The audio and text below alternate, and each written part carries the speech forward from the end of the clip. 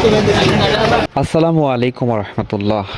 মানুষ মানুষের জন্য, মানবতা এখনো বেঁচে আছে, এই কথাটি যেন শুধু আমাদের মুখেই সীমাবদ্ধ বা আমাদের ভাবনা চিন্তাতেই সীমাবদ্ধ।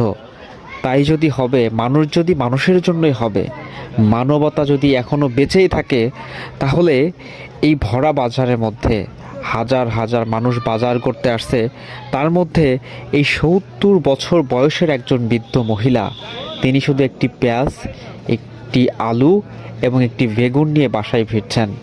আমি আপনি বাজার করতে আসছি, আমি আপনি হাজার টাকার বাজার করলাম, আমি আপনি মাছ মাংস কিনে নিয়ে পাশ দিয়ে চলে যাচ্ছি, কিন্তু একজন বৃদ্ধ বয়স্ক নারী, একজন বৃদ্ধ বয়স্ক বাবা কি খেয়ে জীবনযাপন পার করতেছে, আপনার আমার দেখার দায়িত্ব না? দেখুন, এই ভিডিওটার মধ্যে আপনারা লক্ষ্য করবেন, এখানে অনেকেই আসতেছে, এনার পাশ দিয়ে অনেকেই যাচ্ছে, কিন্তু কেউ একবারও মনের ভুলে নিচে কিছু পড়ে আছে এই দৃশ্যটা কেউ কখনো খেয়াল করেনি বা কারোর এটা জরুরি হয়নি।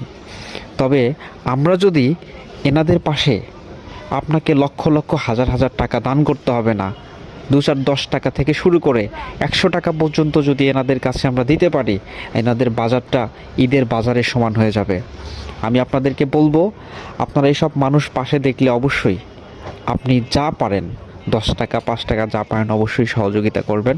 এবং আমরা এই ভিডিওটা আপলোড দিয়েছি, আমরা গরিব মানুষের পাশে থাকবো ইনশাল্লাহ, এবং এসব মানুষকে খুঁজে খুঁজে বের করে আমরা তাদের পাশে দাঁড়াবো ইনশাল্লাহ।